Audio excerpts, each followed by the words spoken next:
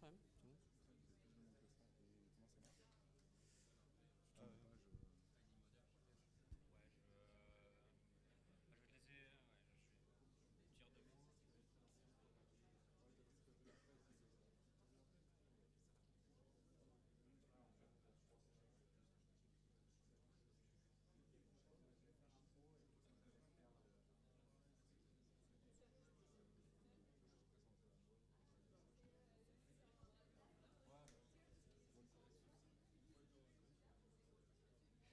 Bonsoir. Bonsoir à tous. C'est bon? C'est bon. Ok, bah on peut commencer. Bienvenue à tous à ce 5e meet-up de Paris Vidéothèque. On est très content de vous voir toujours plus nombreux. On va faire vite pour l'intro ce soir. J'espère que vous avez bien mangé les pizzas et bu les bières. Donc ce soir, on est chez Molotov, si vous ne le savez pas. Merci beaucoup à Molotov et à Seb d'avoir organisé la chose et de nous accueillir ce soir. On va d'ailleurs laisser Seb dans 2 minutes faire une petite intro. Et ensuite, on va attaquer les talks. Donc aujourd'hui, on a 2 talks de 25 minutes à peu près. Le premier, ça sera par Jean-Baptiste Kempf, qui est président de Vidéolan et un des core maintainers de VLC, qui nous parlera de la sortie de VLC 3.0 et une petite surprise ayant rapport avec VLC dans les navigateurs. Et ensuite, on aura Orange qui nous présentera un de leurs nouveaux projets, qui est une clé qui s'appelle la clé TV V2 de Orange. Et ils vous en diront plus un peu plus tard, pendant leur talk. Comme toujours, donc, ouais, on va faire la prochaine édition en début février. Donc vous pourrez déjà vous inscrire d'ici peu pour la prochaine dans 3 mois. Et encore une fois, merci beaucoup. Merci à Simon et à Nicolas qui sont derrière, qui ont tout organisé.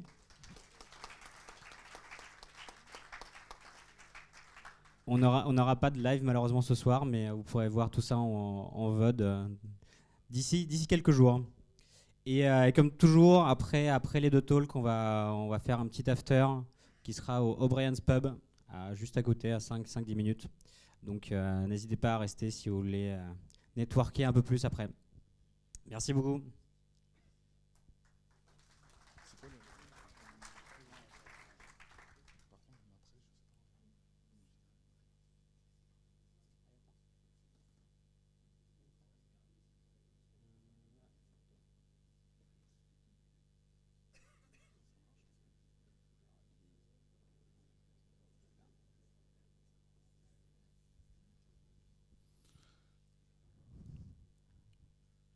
Bonsoir à tous.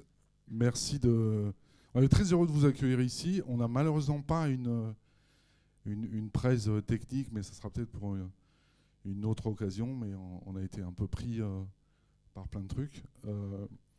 Donc Molotov, j'ai juste 2-3 slides pour présenter Molotov et qu'est-ce qu'on fait exactement pour ceux qui ne connaissent pas encore. On est une offre de pure OTT sur plein de devices. Aujourd'hui, on a des accords avec plus de 80 chaînes, live, replay et puis la fameuse feature bookmark. On est déployé sur une quinzaine de devices. On a fêté 1 million d'utilisateurs après 9 mois. Aujourd'hui, on est un petit peu plus pour ceux qui sont rentrés dans les locaux. On est à peu près une soixantaine, dont la moitié sur le pôle technique. Une grosse partie de développeurs, parce que tous les devs sont faits chez nous, back comme front. Et puis on a fêté notre première année en juillet dernier. Sur la partie vidéo chez Molotov, on avait une feuille de route assez claire dès 2015 qui était de proposer du live, du time shift, du start over et la feature bookmark. On s'occupe de la partie vidéo dès la réception des chaînes en tête de réseau jusqu'à leur diffusion par plusieurs CDN. On a du Dash, du HLS et du Smooth associés au DRM que vous connaissez tous. Si vous avez des questions après, on pourra en parler. On travaille avec un écosystème de partenaires sur la partie vidéo, pour lesquels on a assemblé toutes leurs solutions pour tenter de bâtir une plateforme qu'on maîtrise complètement. C'est-à-dire que toute l'exploitation est chez nous aussi.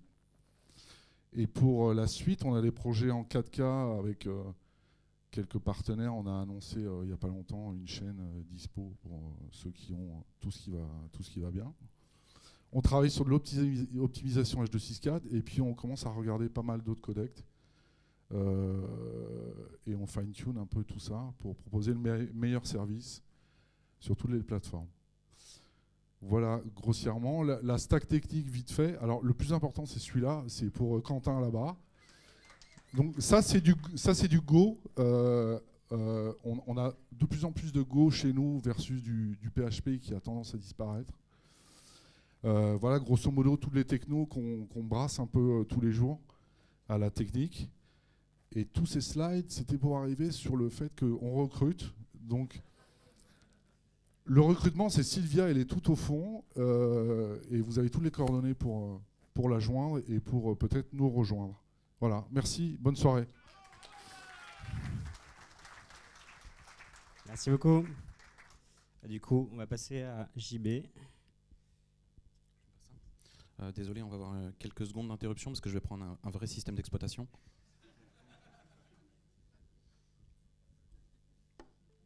Évidemment, ça va merder, mais on va se débrouiller pour que ça merde le moins possible.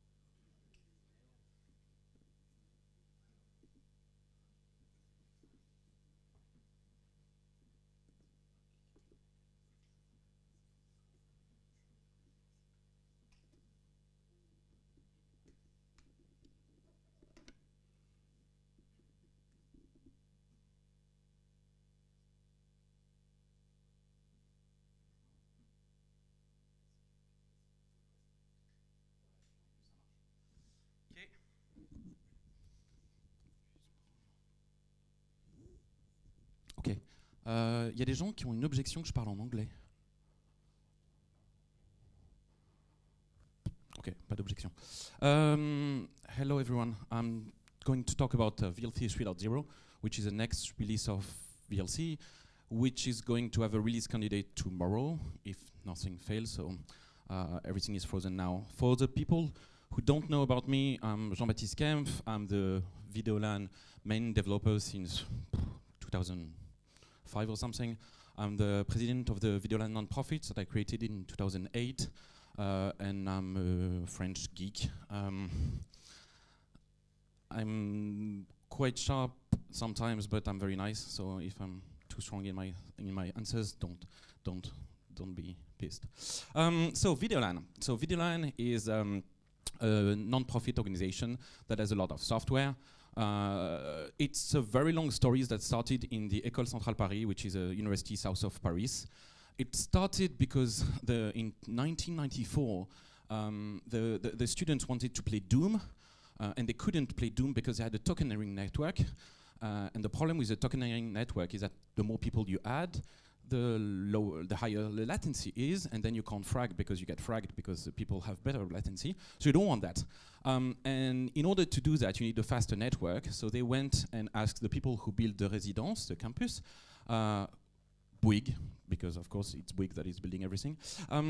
And the people from Bouygues said basically, we don't give a shit about video, but you should talk to our friends at TF1 because satellite is going to be the future.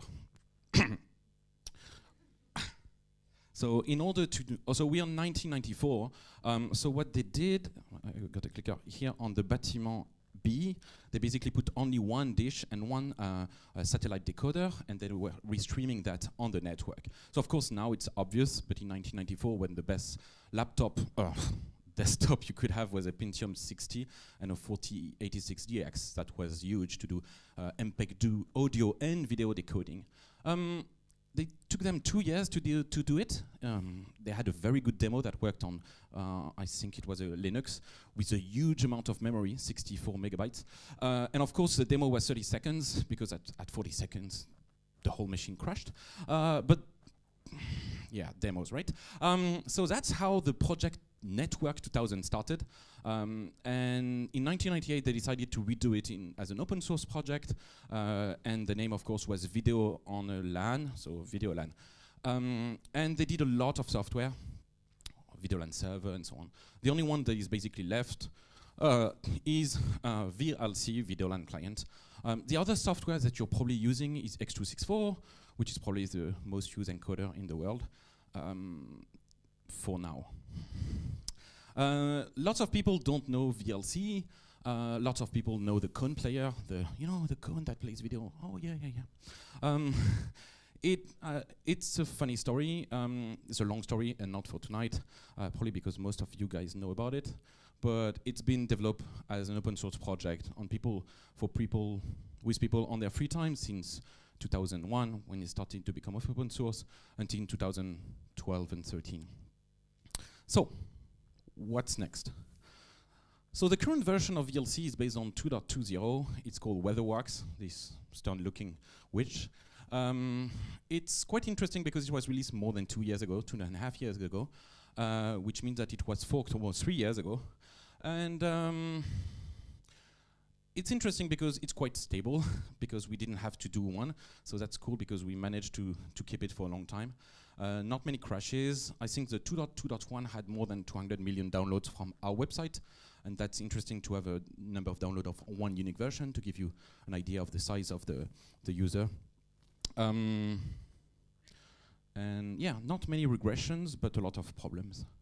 So, next version is called Veterinary. Ooh, he's even more scarier than the previous one.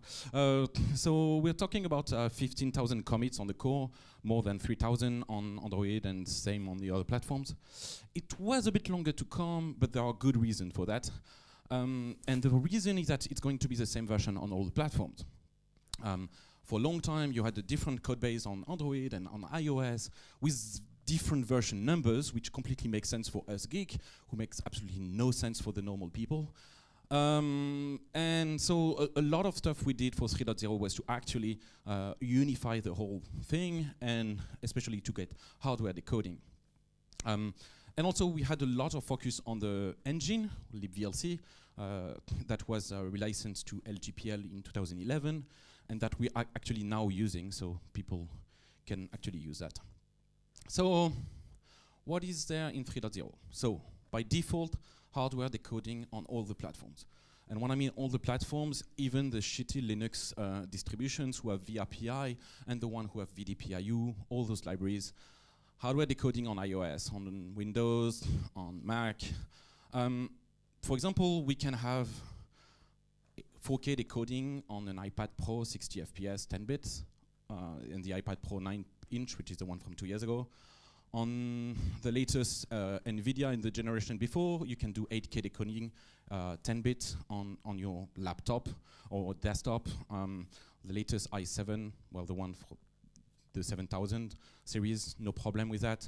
You can do 4K, but also 8K 60 FPS decoding, and the CPU usage is very slow. Very small. The reason is that we had to redevelop a lot of stuff because VLC was always focused on software decoding. And in the past, when we were doing hardware decoding, we were doing the hardware decoding, then copy back everything to CPU, and then filter it and display it, which is great, but very slow because GPUs are not focused on getting the data back from the CPU, from the GPU. And the other part is that some people, especially people like you, that I hate, are still using interlacing content, which you shouldn't and should die. Please stop doing that. The problem is that most of the good deinterlacer are done on CPU. So we had to do a whole thing where we could have some deinterlacing done on GPU, and also for better deinterlacing to go copy back in a faster way. So we, and so on. And that was crucial on Android, because on Android, if you don't use hardware decoding, you can't even do 1080p. and on the desktop it was less important. But today with 4K and mostly 8K coming, especially for VR, 60 FPS, 10 bits, and HDR, we had to do that. So we started to do that in different branches, and that was a mess. So in 3.0, everything is there in the same code base. That's why it took us a long time. The second thing is 360 video, because you know VR is cool. It's totally not a fad like 3D video. It's still going to be there in 2 years. But we had to do that. So we support every format of 360 videos as a normal playback, so touch and so on, in your normal screen, of course, all the 5 platforms, but also 3D audio, which is ambisonic, which is a very old technology. VLC can play ambisonic, and it's probably one of the only engine you have around that can do third order. Everything you see in YouTube, for example, is first order ambisonics, which gives you a special resolution of 50 degrees, which is bad. This gets you 18 to 20 degrees, so that's pretty accurate. We have also network browsing, so that's mostly to UPnP, DLNA, Samba shares, NFS, FTP, and so on. So basically, you can use VLC as a browser to go and navigate your content. A bit what you have on Kodi, but simpler. So it's like a light media center. And of course, VLC was not done for that. So we had to rework a lot of that, and especially store all your passwords securely, which not many people do. So as I said, common code base, you don't care, but that means that the software is better done and I can maintain it well, so that's cool.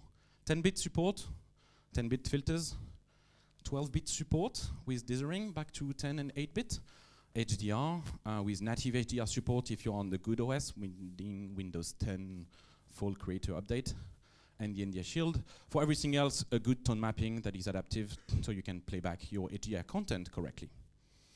We redid everything related to audio and HDMI pass-through because we couldn't do a lot of the awesome Dolby and whatever DTS complete marketing things they invented. So we can now pass through that to your hardware decoders.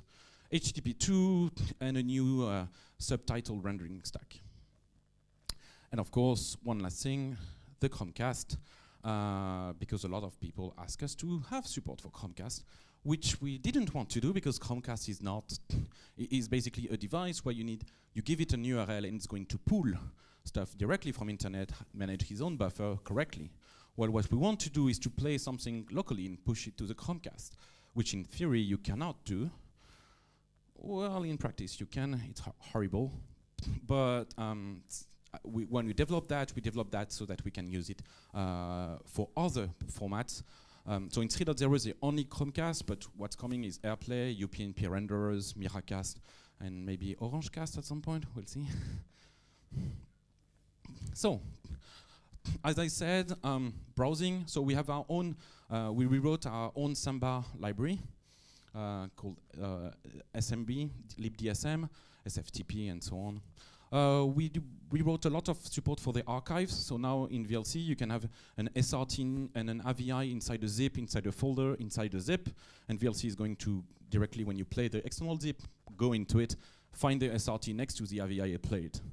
Very useful, especially if you're using some stuff that don't exist, like binary news groups and so on. For you guys, adaptive streaming, this is probably more interesting. We rewrote our whole adaptive streaming stack, especially to have only one stack. So we have one stack that has HLS-smooth in a single module. It's a superset of all of them, and so then we just have parsers, so 90% of the code is the same, and so when you want to change the algorithm, you do it for all of them. Save a lot of time and a lot of bugs. We support HDS. Why not? Some people like pain, I guess. A new HTTP2 stack, which is very interesting, especially if you do it with an adaptive streaming stack, because then you can pipeline and do more clever stuff. We support DVB-T2 and S2 on Windows. We used to do that only on Linux. And SAT-IP protocol, well, I don't think it's very popular in France, but it's quite popular in Germany. And of course, we now support Blu-rays and DVDs over the network, so you can play your DVD ISO that is completely legal, stored on your NAS, on your Orange box. A bit more about demuxers. We spend a shitload of time on 3.0 to support weird formats. Why? Because people have always heard VLC plays everything under the sun, right? On all the platforms. But seriously, it's not true. Were a lot of cases, a lot of broken TS, because most of the people who do TS encoded hardware completely fuck up their TS. A lot of broken MP4, a lot of QuickTime stuff from the 90s, and we spend a lot of time to do that. We spend a lot of time on closed caption, you know, the horrible stuff from the American people, 608, 708, and so that's what we have. Large improvements. We support HD DVD files. We support TDSC, HQAX Pixlet, GoToMeeting, and of course TTML, WebVTT, SCC, ARIB24, and then horrible stuff like Opus in TS or 608 inside MP4 and so on. So all that gets a very, very strong release and probably one of that supports most stuff that we ever had. As I said, 360. So we support equirectangular format and CubeMap, not yet the mesh, because no one has actually done any encoder for that. It's used in OpenGL and Direct3D11. The interesting thing is that we're doing most of the stuff on OpenGL in all the platforms. That was quite difficult, but even when we do hardware decoding, we did a bypass directly to OpenGL and not having all those weird APIs. As I said, third order ambisonic with a new library that we implemented called Lib Spatial Audio. And of course, it's not only ambisonic, it's also binaural output. So it can even work from a 5.1 or 7.1 normal audio, which is cool on mobile devices. Okay, a screenshot just to show that even on Android, we finally have the correct design, which means that Google should try to do a new design because we have finally matched the material design. Okay, that's a bit about it for VLC 3.0. It took me 15 minutes, so that's pretty good. You probably have a lot of questions, and I will be around tonight, so you can ask more questions. But VLC 3.0 is almost out, and it's really cool, even on an iOS device. And also, you can use that as the engine. Okay? So now, I'm going to talk about something quite different. Of course, it's not really a surprise, because I already demoed that in the past. And of course, as I'm going to do a demo, it's going to fail. But let's try.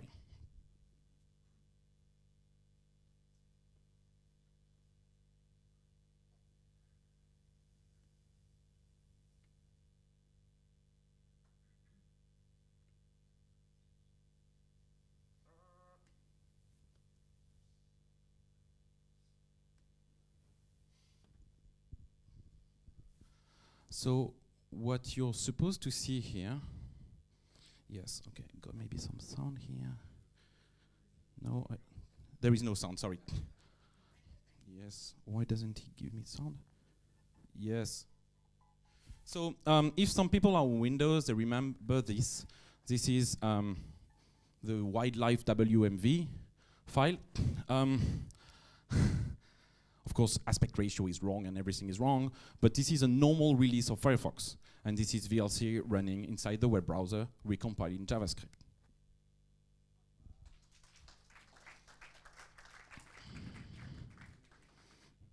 So the question is, how and then why? Sorry about that. Yeah, yes, sorry. Up, up. Yes. Okay, so what you saw is ASM.js plus mscript10 with the pthread implementation that they have, which is basically in JavaScript the shared array buffer that you have on Firefox. This was Firefox 57 on Linux with only one option changed in about config, which is off-screen canvas, which is this one. So it's still an experimental. And we are not even talking about WebAssembly, right? This is the stuff before. We're just taking mscript10, compile most of VLC, and display that. The reasons why I'm not yet moving to WebAssembly is I need threads, because I can't do a video player that is decent without threads. But basically, I'm actually outputting video in an off-screen canvas and display that in a separate thread, which is a web worker for the JavaScript people, but it's a thread, and it's a WebGL. And there is like, maybe we have like 5 or 6 patches on VLC, and that's it, right? So, and that is VLC 3.0, no change. For the audio, the web audio API is probably one of the most horrible and stupid API there is in the JavaScript browser. Even the JavaScript people agree on that. They made a lot of mistakes. They tried, it was too early, but they basically have an API that supports all the filters, all the down mixers, all the converters, and of course no one is implementing it. But there is no way to output audio, like simple audio. I want a sync, please write inside the sync to get it out. So we have to do horrible stuff and reproxy every call inside the main thread, which is stupid because it's blocking the page, which is why if you heard the in the audio. But that basically is a problem for the web browser people. Actually, I can do it in a better way and not have the output, but then it wouldn't force the web browser to fix their shit, so I'm not doing it.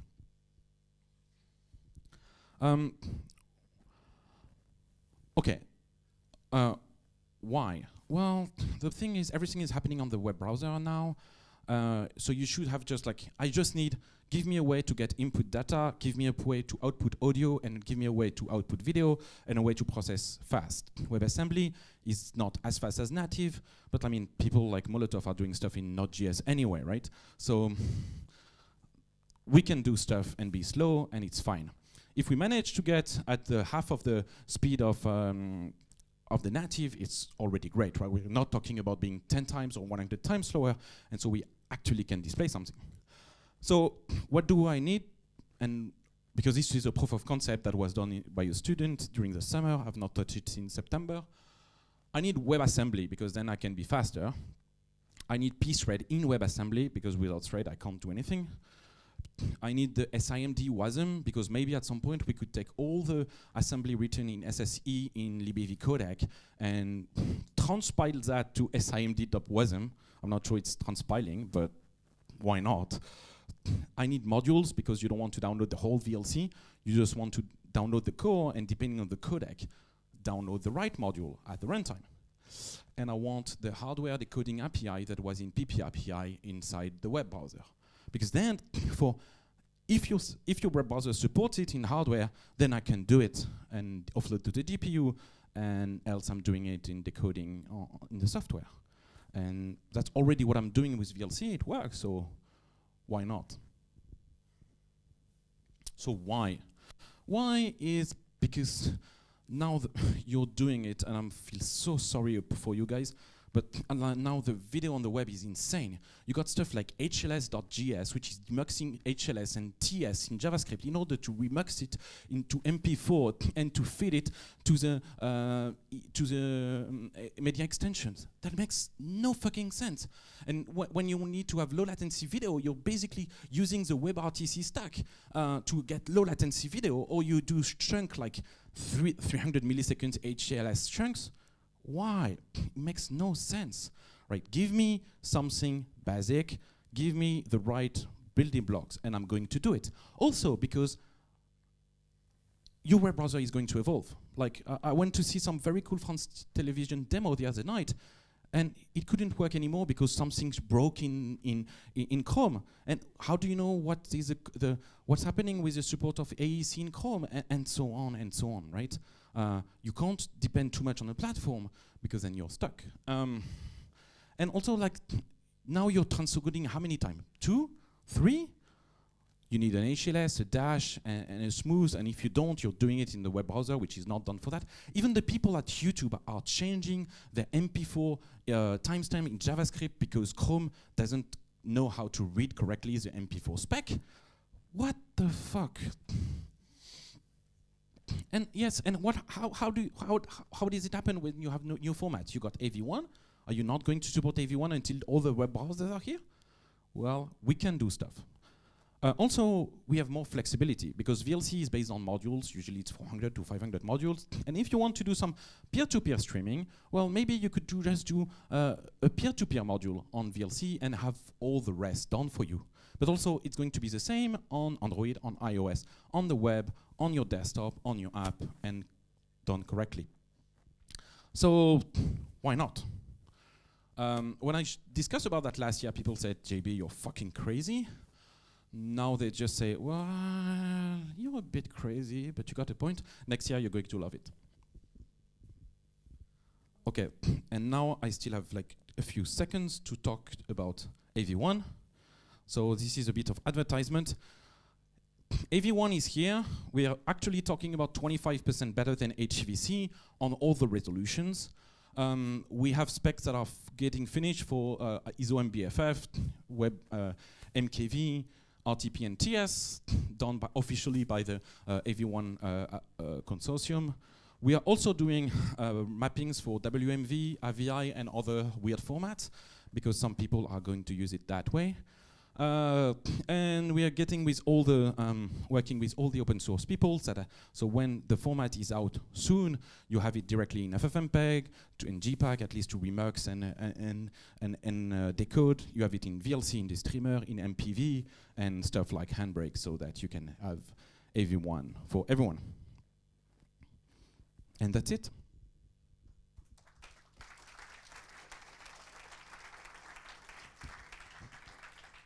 Do you have time for questions? Okay. Yes, I'm answering questions.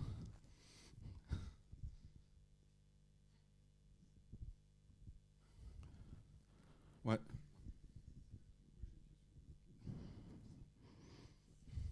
Bonsoir, merci pour la présentation. Pourquoi l'avoir faite en anglais? Parce que c'est enregistré, donc il y a peut-être d'autres personnes qui s'en occuperont. Ok. Et en fait, je fais toujours mes slides en anglais, donc autant finir en anglais. En fait, il ne sait plus parler français. Si, mais je suis encore plus méchant en français qu'en anglais, alors vous allez avoir peur. D'autres questions? Pas de questions? Je mange pas, hein.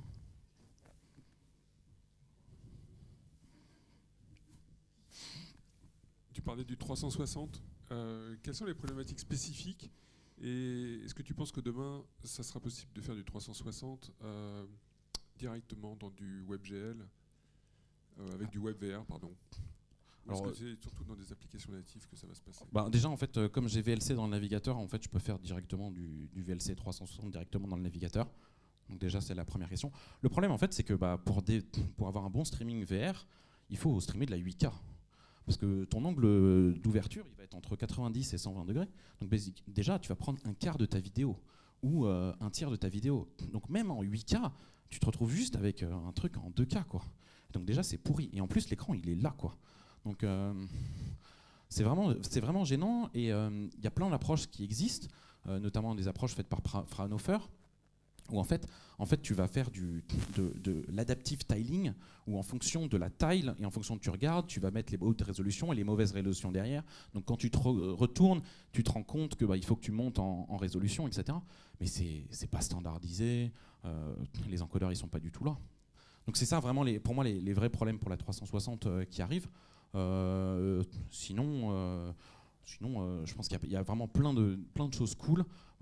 Pour moi, le problème de la VR en soi, c'est surtout les casques qui sont vraiment pas encore de bonne qualité, quoi. Une question sur les supports des codecs vidéo avec des espaces de couleurs et le HDR et le White Color Gamut. Est-ce que ça va être disponible? Donc en fait, déjà, c'est ce que je disais dans la 3.0, on a tout ça. C'est déjà disponible. En fait, on fait. Je l'avais pas lu. Si jamais tu es en Windows 10 RS, c'est quoi, RS3, Full Creator Update, et que tu as le bon câble et la bonne télé, et le bon driver, et que la ligne est alignée, à ce moment-là, dans Windows, tu peux activer l'option HDR. Et donc à ce moment-là, VLC va t'afficher vraiment du HDR. Dans tous les autres cas, en fait, on a réimplémenté tout plusieurs algos de tone mapping pour que justement tous les autres espaces de couleurs, quand tu as un écran 8 bits ou 10 bits, tu puisses l'afficher. Ce qui manque, c'est le support des LUT ou des ICC. Mais ça va arriver pour la 4.0 en fait. D'accord. Mais sur les HDR, il y avait plusieurs formats de passer les métadonnées. Il y a deux formats en fait, grosso modo. Hein. C'est soit du HDR. PQ, c'est soit du PQ10, soit du HLG. Le problème, c'est qu'en fait, en tout cas, quand tu es dans vrai pass-through, en fait, tu es limité par les API de ton OS et ni Android ni Windows ne supportent le HLG pour le moment. Android, tu peux, mais c'est des hacks immondes pour le faire, donc on va pas le faire tant que c'est un peu standardisé. Pour le PQ, ça marche pas trop mal. Le problème, c'est qu'en fait, notamment sous Windows, ton compositeur est super important parce qu'en fait, c'est lui qui va décider. Et en particulier, ce qui se passe, c'est qu'en fait, les métadonnées que tu passes, il les ignore. La seule façon que les métadonnées... Donc en fait, nous, on est allé voir les gens de Windows, de la team composition, et en fait, les métadonnées HDR, donc dans le set HDR10, dans le color space, elles sont ignorées parce qu'il ne sait pas si ta fenêtre, elle est forcément en plein écran, etc. Donc pour le moment, toutes les métadonnées, elles sont ignorées. La seule façon, en tout cas, d'avoir du HDR correct, c'est avec grosso modo la NVIDIA Shield, avec l'application Netflix ou l'application de démo de Dolby Vision, mais c'est tout. Hein. Dans la vraie vie, c'est vraiment merdique. Hein. En tout cas, sous Windows, qui est quand même pas mal de gens, c'est quand même assez pourri. Après, il y a un autre problème, c'est sur iOS, où tu pourrais espérer que ce soit pas mal, mais en fait, les écrans, ils mentent. Donc en fait, déjà, ton décodeur matériel, il fait déjà une partie de la conversion, et ils font pas en BT2020, mais ils le font sur du P3. Sauf que c'est du P3 display, c'est pas le vrai P3 cinéma. Donc en fait, si tu le fais, ça marche pas. Et puis tu peux pas le faire en OpenGL, tu peux pas le faire en Video Toolbox, tu es obligé d'utiliser leur nouvelle API qui est Metal, etc. etc., etc. Donc en fait, on fait notre maximum. Ce qui marche en pur HDR et affichage HDR, c'est sous Windows 10 si tu as le bon écran, et ça franchement, ça marche bien. Et sur Android, notamment avec les Android TV récentes qui sont testées HDR, donc ça veut dire au moins Android 7.1 TV. Tout ce qui est avant, c'est pas possible parce qu'en fait, c'est pas dans les CTS. CTS, c'est les tests suite de Google. Voilà. Et dans tous les autres cas, on fait du tone mapping, donc, et on a refait toute cette partie, tout ce qui est 601, 709, BT2020, 2080, etc.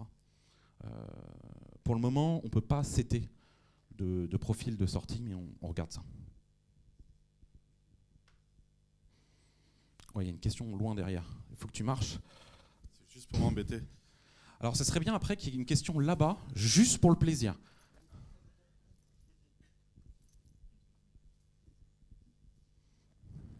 On parle de plein de terminaux différents. Comment vous faites pour gérer tous les tests sur l'ensemble de ces terminaux et pour faire les debugs, pour faire l'intégration? Parce que c'est juste...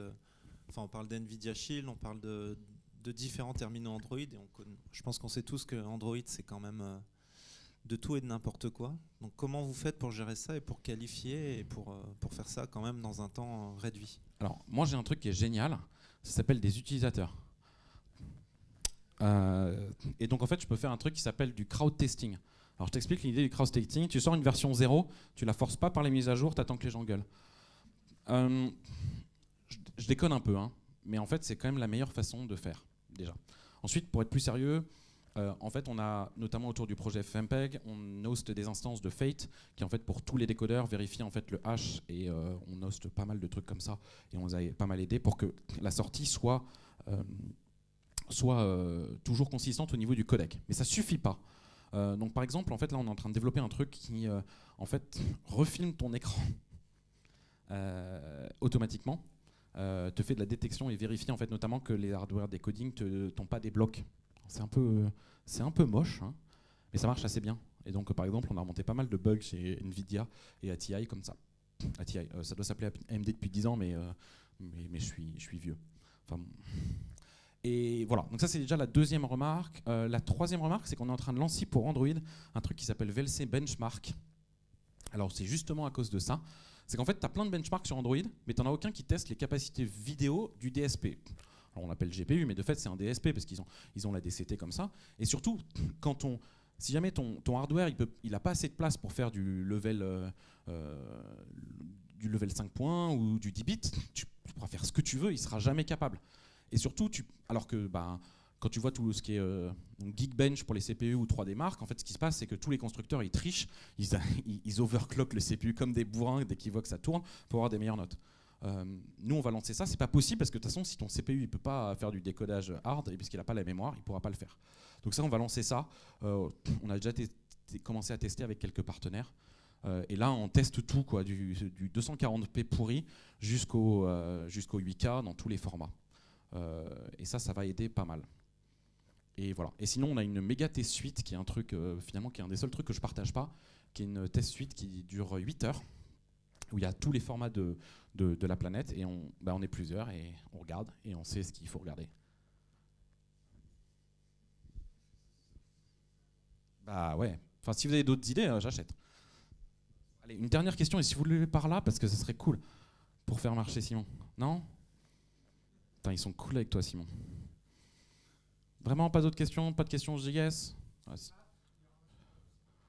n'existe pas, c'est un profil MP4. C'est pas un format, quoi. Enfin, c'est très gentil, hein. Oui, il y aura un format CMAF, mais c'est pas un format, quoi. La vraie question, c'est MMT déjà plus, c'est déjà plus une bonne question. Ouais, on a pas mal fait de trucs pour Harib, je l'ai pas mis sur la présentation, mais ouais, on a fait beaucoup de travail pour le japonais, ouais. Je voulais savoir, quand est-ce qu'elle sort la version JS ça va être vraiment développé ou c'est juste un POC? T'as du pognon ou pas? Faut demander à ma boîte. Alors en fait, sérieusement, ouais. Il faut vraiment que je le fasse parce qu'en fait, c'est une question. En fait, on a 2 projets de recherche sérieux. Il y a ça et il y a un projet de sécurité pour faire tourner VLC dans des sandbox. Parce qu'en fait, les gens qui vont être capables de faire ça, c'est les gens qui vont rester relevant ou pas. Si on reste là, VLC, ça restera un outil pour les professionnels de la vidéo et pour les pirates. Et c'est tout, quoi. Donc il faut absolument qu'on ait ça. Ceci étant dit, je ne sortirai pas une version de VLC JS, qui d'ailleurs, ça sera plutôt du WebAssembly, tant que j'ai pas au moins une sortie audio correcte et du WebAssembly plus les pthreads. Mais en tout cas, les mecs des navigateurs en qui j'ai parlé n'avaient pas l'air de me dire que j'étais complètement con, quoi. Enfin, pas plus que d'hab, quoi. Bon allez, j'ai déjà pas mal trollé. Je vous remercie beaucoup d'avoir écouté les conneries et à bientôt.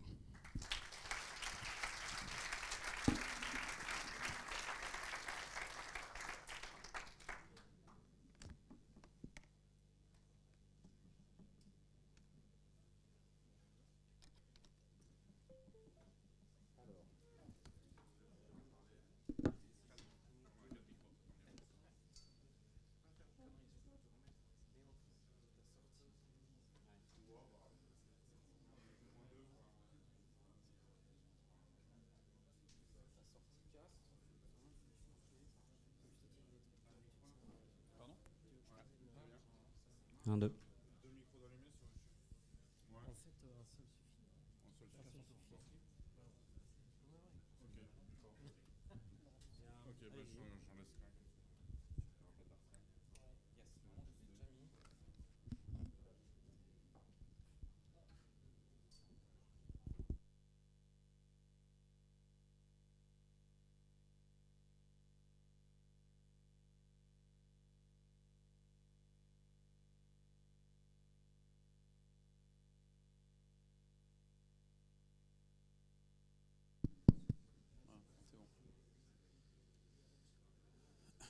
Ok, on y va? Ok, bonsoir à tous. J'espère que vous n'êtes pas trop fatigués. On va aller à l'essentiel. Je vais être infiniment moins technique que l'orateur précédent. J'avoue ne pas avoir tout saisi, mais c'est normal. Je suis Luc Breton. On va faire cette présentation à 4. Moi, j'ai juste amené mes camarades jusqu'ici, puis je vais introduire ce sujet très modestement. Ensuite, Martin vous parlera de la clé. Jérôme vous parlera de l'implémentation de OrangeCast, que l'on a appelé OCast pour ne gêner aucune susceptibilité potentielle. Et puis Bertrand du player et de la contribution au player Dash qu'il a avec son équipe réalisé. Je suis Luc Breton, je suis en charge au sein d'Orange, du Technocentre et d'Orange Fab, qui sont 2 entités d'innovation pour le groupe au niveau mondial. On sort les nouveaux produits et les services pour le groupe. On a pour info on opère dans 30 pays différents, en Europe, en Afrique et au Moyen-Orient. Et donc c'est sympa quand on fait de l'innovation qui est over the top parce qu'on arrive à la customiser assez facilement d'un pays à l'autre, en changeant par exemple la langue ou en s'adaptant à la culture locale. Hop, ça marche. Bon, ça c'est toute une série de chiffres qui n'ont pas d'intérêt, mais vous les retrouverez si ça vous intéresse sur Internet. C'est pour vous dire que Orange investit énormément dans l'innovation, vous le saviez. Et puis la flèche vers la noix, j'ai demandé ce que ça voulait dire. Il m'a dit c'est pour dire in a nutshell, qu'est-ce que ça veut dire l'innovation chez Orange. En gros, je vais vous parler moi du Technocentre parce que comme je le manage, c'est plus facile pour moi de vous en parler. On a un technocentre à Londres, à Paris, à Abidjan et à Amman. Pourquoi ? Parce que, comme le disait l'orateur précédent, c'est quand même vachement bien quand vous avez des users et des clients, parce que l'innovation, si vous ne la testez pas, autant partir tout de suite au casse-pipe. Donc on essaye de tester localement, et puis on essaye de le faire dès le premier MVP, dès le premier proto, pour corriger tout de suite et faire ça de manière itérative, mais vous connaissez ces méthodes par cœur. On fait chaque année avec notre PDG Stéphane Richard un show Hello, qui est un show de l'innovation. C'est une prise de risque parce que pendant 45 minutes, il explique ce qui va venir en matière d'innovation dans l'année. Et puis on a un showroom aussi qui permet de montrer ce qu'on va faire. Alors si vous voulez, si vous n'avez pas eu la chance de participer à ces événements, vous pouvez les streamer, mais aussi vous pouvez nous visiter. On a fait un campus innovation qui est à Châtillon, donc c'est même accessible par le métro, je vous assure. Vous pouvez venir, on reçoit 10 000 personnes tous les 6 mois, c'est considérable. On a plusieurs centaines de mètres carrés de showroom et on montre l'innovation. Ce n'est pas une démarche commerciale, mais c'est pour montrer. Alors on montre à des étudiants, à des institutionnels, à des entreprises, à des comités de direction, à tout public en fait. Et en général, les gens repartent de là en se disant, en comprenant un peu ce qu'on fait chez Orange en matière d'innovation. Et comme on fait pas mal de choses, c'est intéressant. Et puis culturellement, on ressort avec 2-3 idées intéressantes sur l'innovation techno en matière de télécom, de contenu, de box, de big data, de télé, d'IoT, et pour ne citer que cela. Et donc les équipes que j'ai dans les différents pays que j'ai mentionnés testent localement. L'innovation en Afrique, c'est juste incomparable avec ce qu'on peut faire en Europe, ça n'a strictement rien à voir, et même les pays d'Afrique entre eux n'ont rien à voir, donc ce sont des cultures extrêmement différentes, le Moyen-Orient pareil. Voilà. Le Technocentre s'occupe aussi d'une... alors le Technocentre, ça sort les nouveaux produits et services du groupe, et puis Orange Fab, c'est un incubateur, un accélérateur plus exactement, qui est présent dans 15 villes du monde, sur les 4 continents. On est présent à San Francisco, on est présent à Tokyo, en Chine, en Afrique, au Moyen-Orient, en Europe, et on accélère dans ces 15 villes du monde 2 promos de start-up 2 fois par an, et on se donne 3 mois. Hein, donc on se dit que si en 12 semaines on n'arrive pas à consommer l'idylle avec la start-up, probablement qu'on n'y arrivera jamais. De toute façon, ça ne sert à rien d'insister plus. On se connaît, on a les coordonnées sur LinkedIn, on peut se retrouver. Mais enfin, si en 3 mois, après qu'une business unit ait dit « moi, je suis OK pour essayer de craquer quelque chose avec cette start-up », on n'y arrive pas, on se dit que c'était compliqué, plus compliqué que ce qu'on espérait. En gros, quand on arrive à 1 sur 2 en go-to-market, en co-innovation, etc., on est content. C'est un bon ratio, c'est à peu près ce qu'on fait. Et on essaye d'améliorer ça, mais la martingale de l'innovation, on ne l'a pas trouvée, personne ne l'a trouvée, sinon on l'aurait copié, et c'est compliqué. Et il faut rester très modeste. Voilà, je vais vous parler de ce pourquoi on est là ce soir, maintenant que j'ai fait la page de pub. C'est un truc assez sympa. Moi, j'adore ce produit, qui est à la fois un produit et un service, qui est totalement over the top. Donc on a développé un SDK pour les usages via les apps.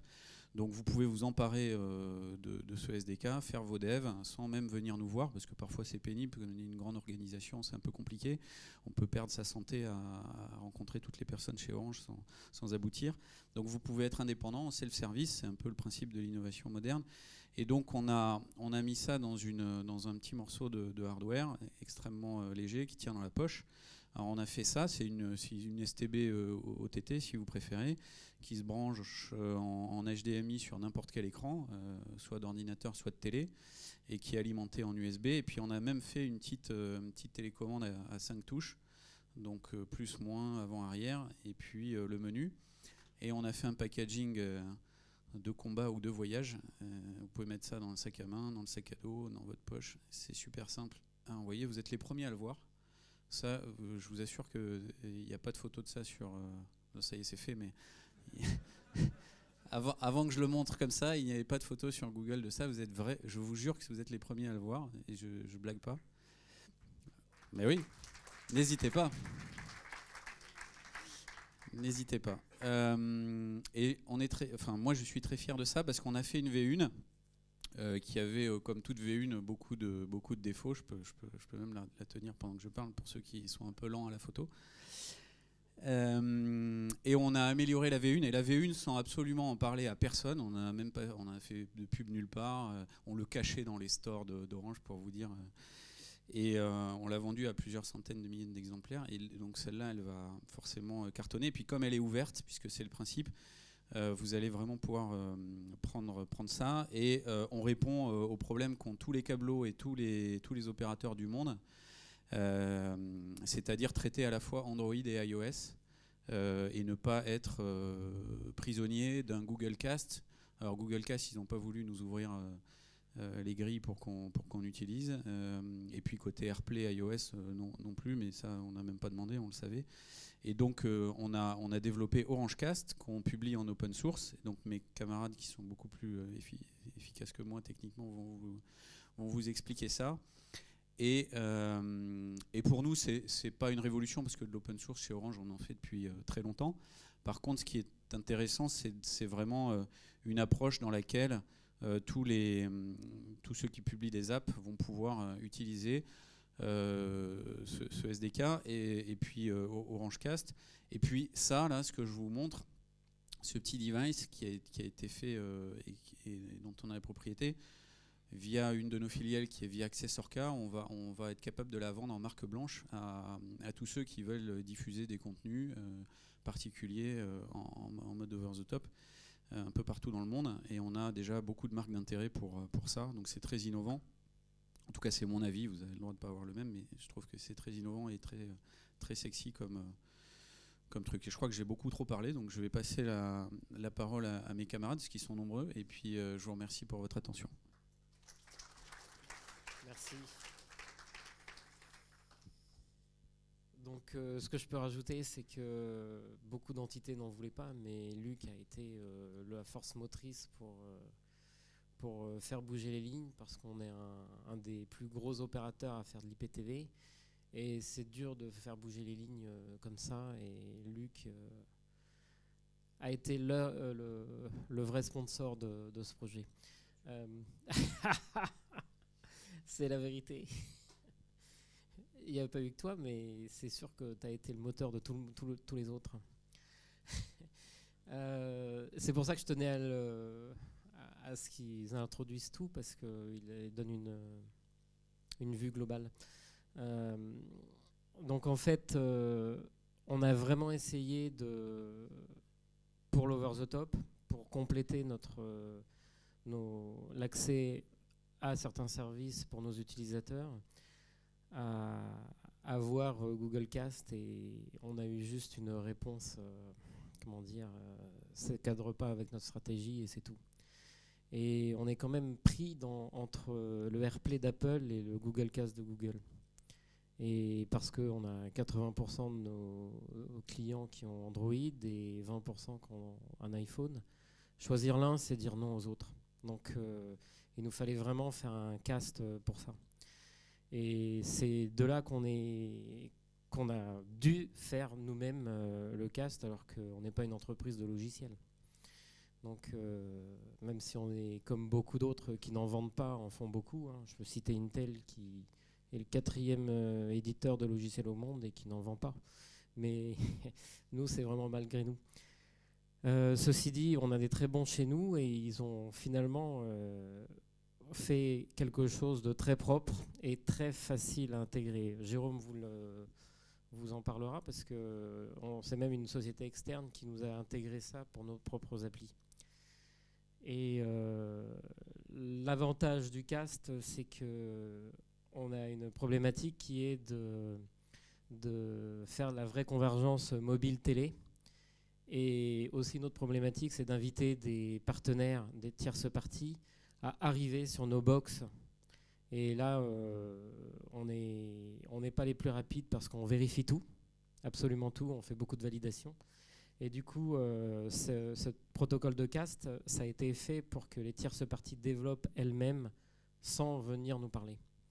Donc voilà, bon, je redis un peu la même chose. Moi, je me suis vraiment occupé du device, parce que je voulais faire un device over the top pour compléter l'offre. Et Donc, je vous présente la V1 qu'on a faite en 2015. Et c'est un beau hardware.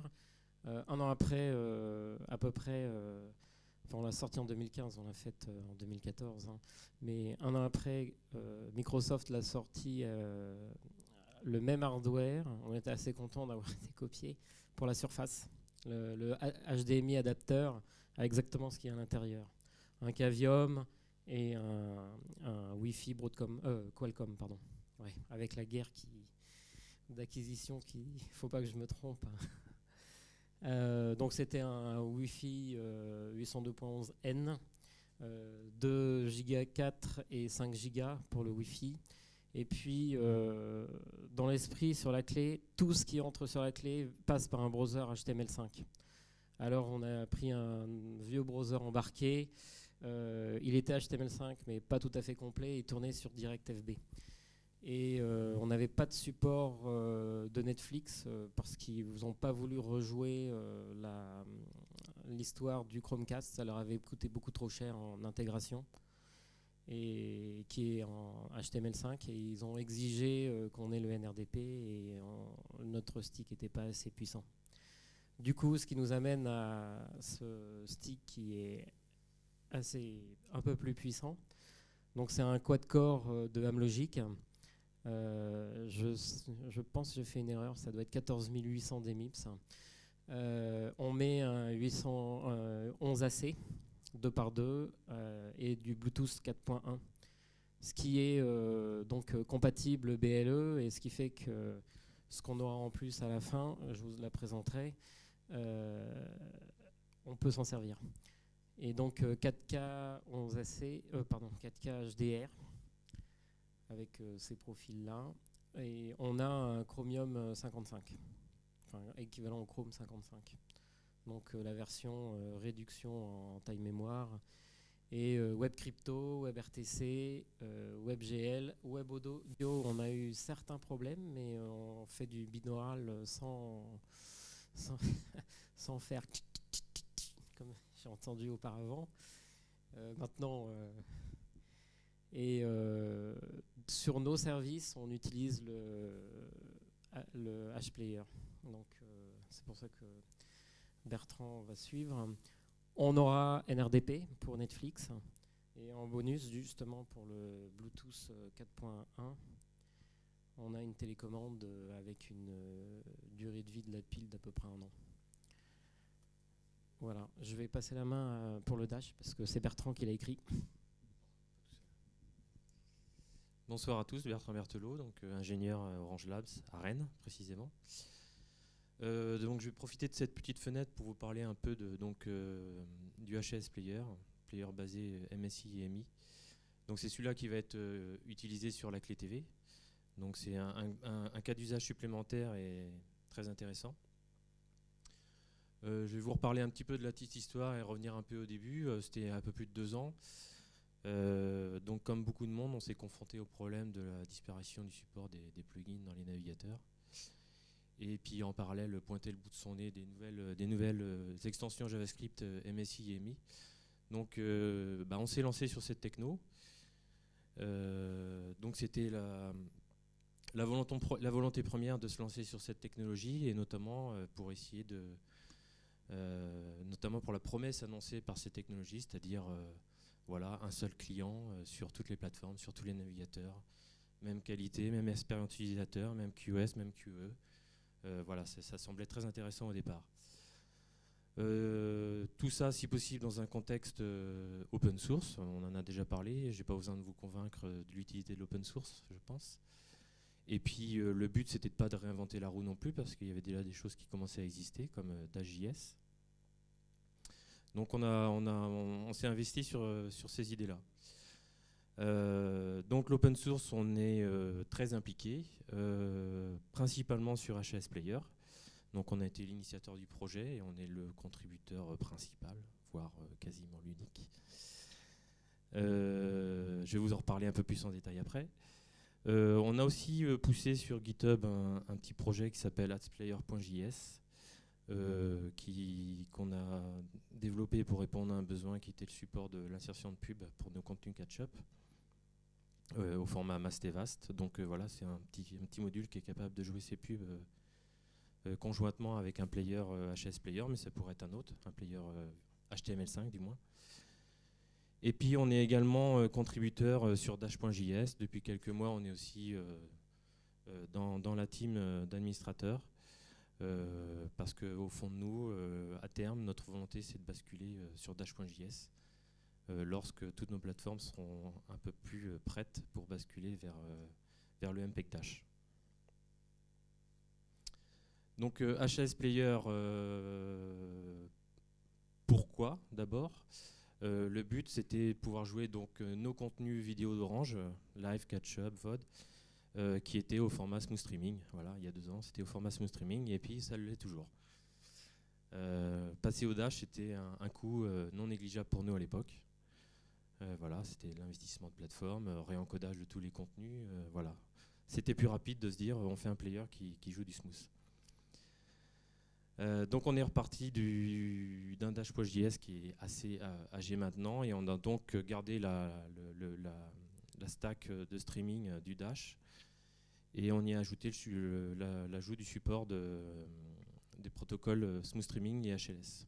Donc ça passe bien sûr par du transformatage à la volée en JavaScript, l'ajout de parseur, mais après voilà, on garde la même couche de streaming avec la même expérience. Donc on s'est aligné bien sûr sur la licence Dash.js, à savoir BSD3. Et donc on a ajouté actuellement, voilà, on supporte le smooth streaming. Hein, j'ai listé un peu tout ce qu'on fait ici, VOD, Live, Startover depuis récemment, PlayReady et Wattvine, avec bien sûr la conversion PlayReady vers Wattvine pour les navigateurs qui n'ont pas de CDM PlayReady. On avait aussi le besoin d'ajouter le support de HLS pour certains pays, j'y reviendrai un petit peu après. Et si possible donc dans le même player, voilà, avec la promesse un seul player, une seule API et une seule expérience utilisateur. Donc on a fait la même chose, mais je précise bien un peu l'HLS en MPEG 2TS.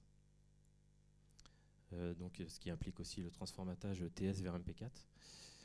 Et puis un autre petit mode, voilà, juste pour information, et pour adresser aussi, si possible, tous les terminaux pour les contenus protégés. Donc on a fait une version, on va dire, un petit peu allégée du player, dans le sens où on laisse, pour les terminaux Safari sur macOS, on supporte le HLS avec Fairplay, en laissant la responsabilité à la balise vidéo de faire le streaming HLS, mais en utilisant notre stack EME pour faire les acquisitions de licences. Voilà. À ce jour, donc, HS Player est déployé sur plusieurs pays au sein d'Orange. Donc principalement, le plus important, c'est la Web TV en France, depuis 2 ans maintenant. 1 an et demi, 2 ans. Donc service live, VOD, catch-up, hein, comme je disais, smooth streaming, toujours smooth streaming. Peut-être 2018 pour le Dash, on y vient. Voilà, donc comme vous a dit Jean-Luc, on est aussi, déployé sur, on est déployé sur d'autres pays que la France. Hein. Il y a la Pologne, l'Espagne, et puis on a même dans des pays en Afrique, dans les zones ce qu'on appelle AME, où là on avait des contraintes de coût pour mettre en place les plateformes TV. Donc voilà, ce qui était moins cher, c'était de mettre des petits PC qui décodent le satellite et puis qui réencodent tout en MPEG 2TS avec un FFmpeg. Et là-bas, ils ont que des terminaux mobiles, donc il fallait que ça joue sur des terminaux mobiles, si possible avec la même expérience, sans devoir s'affranchir de toutes les piles HLS qui existent sur tous les terminaux Android existants.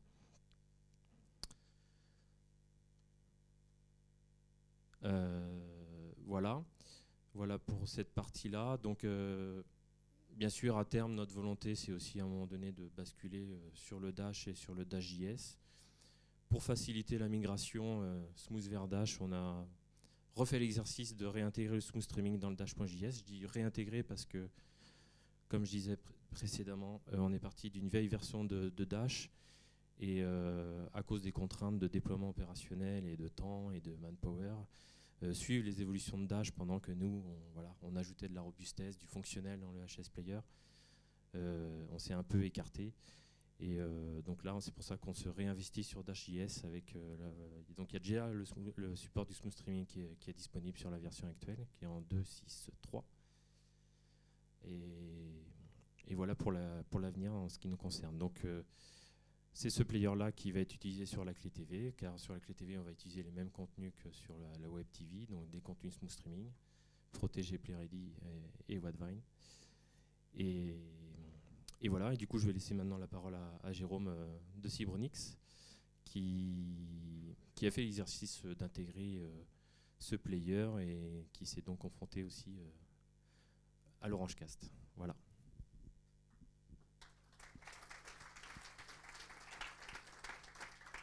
Merci.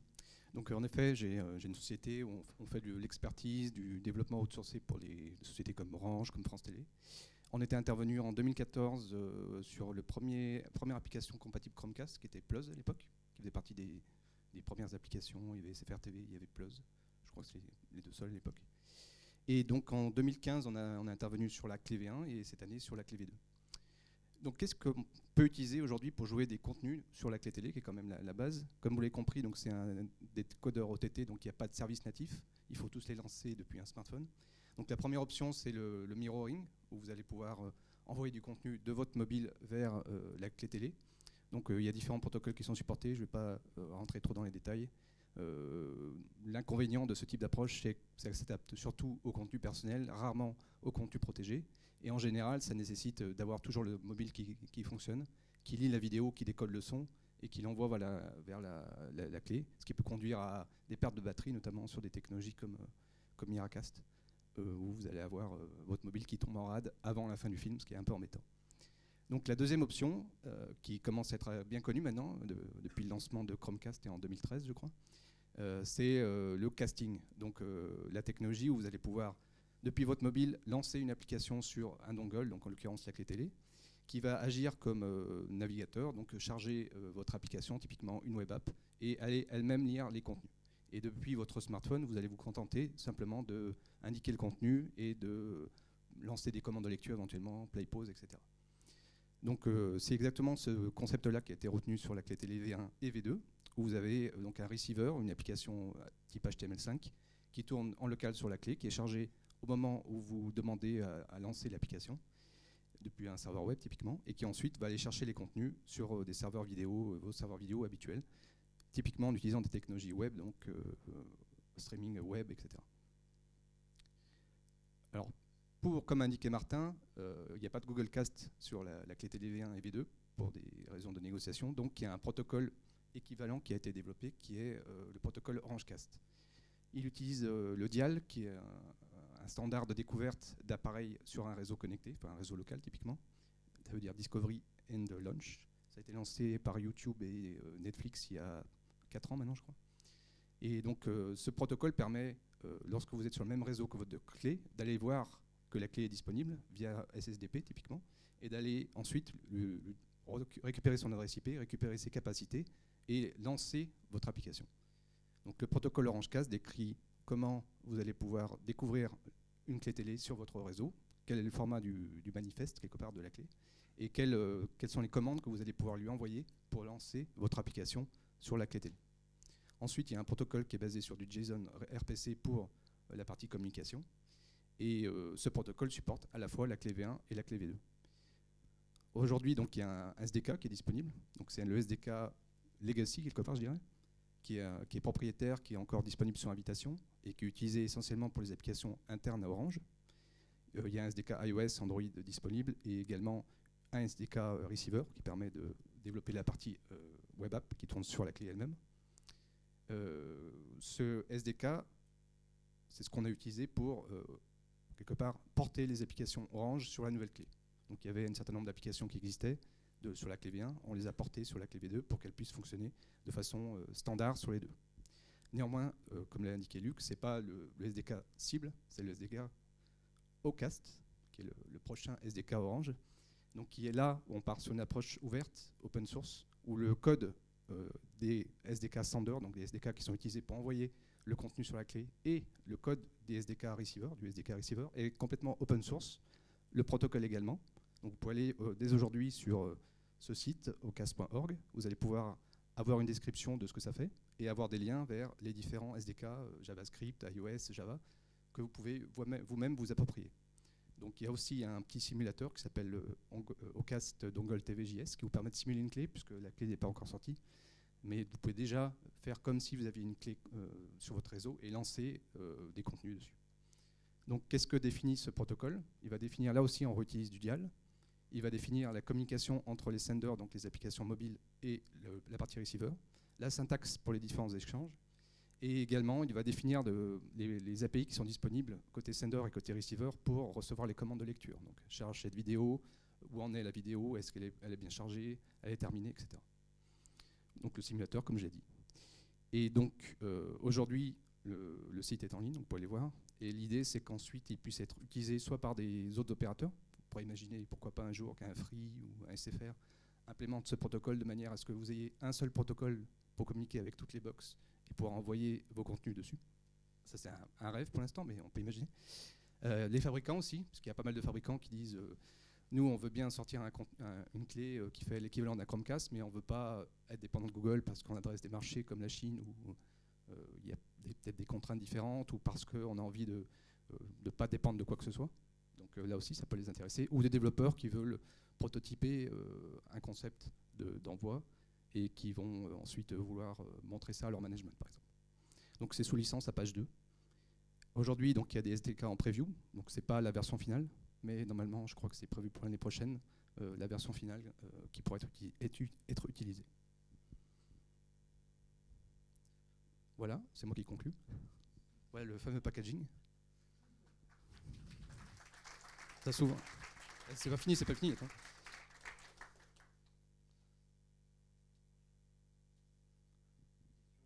Donc, suivant les questions, je serai peut-être pas capable de répondre à tout, mais on va se débrouiller. Ah voilà, par exemple, ça je peux pas répondre. Là, je peux pas dire la date de sortie ni le prix. Donc ça, je vais laisser mes collègues. Il y aura des clés télé disponibles dans les boutiques et probablement en ligne à partir de la semaine prochaine. Et le prix sera très peu éloigné du prix de la V1. C'est pas précis, mais en même temps, ça vous suffit. Ce sera... Non, mais voilà, ce sera exactement l'ordre de grandeur, quoi, voilà. La V1 de mémoire, c'était moins de 50 €, je crois 49. Elle avait été lancée moins cher et puis après, elle a eu tellement de succès que je crois que le prix a été augmenté. C'est rare hein, quand on augmente un prix. Non, mais c'est vrai en plus. Je vous dis les choses telles qu'elles se sont passées. Voilà. D'autres questions? Tiens, je pense que c'est les questions techniques. Je te repasse le micro. Non, c'est pas... Ouais, sur le site web, déjà, le site web, il fonctionne pas. Ça, c'est un peu dommage. Mais sur le ocas.org, ouais, .io. Après, tu vas sur l'autre. Et en fait, c'est pas ça. C'est qu'en fait, sur celui qui est en bas, hein, ça marche sur le SDK. Il n'y a pas de repo du protocole. Donc en fait, de repo du protocole. Ouais, elle est où la définition du protocole? Tout sur GitHub. Non, en fait, sur le GitHub, il y a le truc Java, il y a le truc iOS, mais il n'y a pas, de lien je sais que c'est en cours vers la définition du protocole, il n'y a pas de RFC. Ah, tu veux dire qu'on n'a pas fait une doc super clean? Ouais, parce qu'en fait, par exemple, il y a des gens, ils aimeraient bien... Des gens, par exemple, qui aimeraient bien pouvoir implémenter ça depuis un vrai truc en C, par exemple, ou en C++, et qu'ils n'ont pas juste un problème de Java et d'iOS, et ils font comment? Ils vont réimplémenter, et pour ça, il faut avoir un protocole. Voilà. C'est vrai. Merci JB.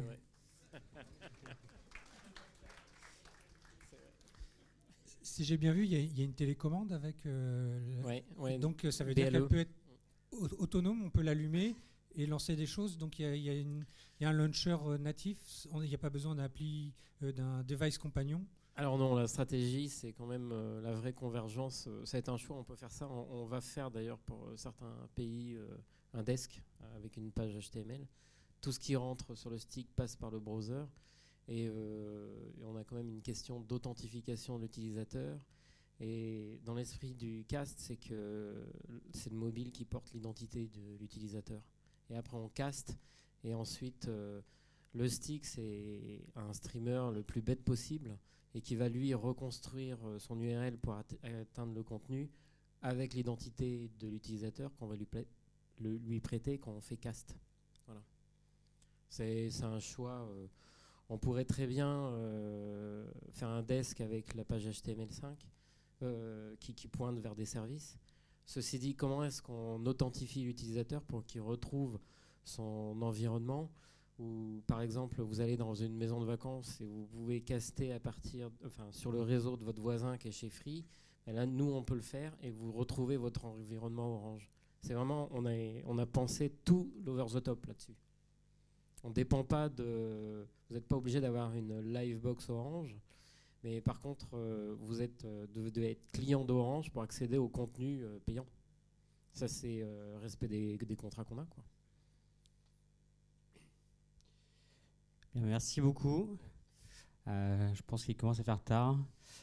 Les gens veulent aller boire des coups. Donc on va arrêter là pour ce soir. Merci encore une fois à tous. Il reste 2-3 bières ou même une quinzaine de bières, je pense, à l'entrée. Donc allez-y. Et d'ici un quart d'heure, je pense, on va partir vers le bar. Merci.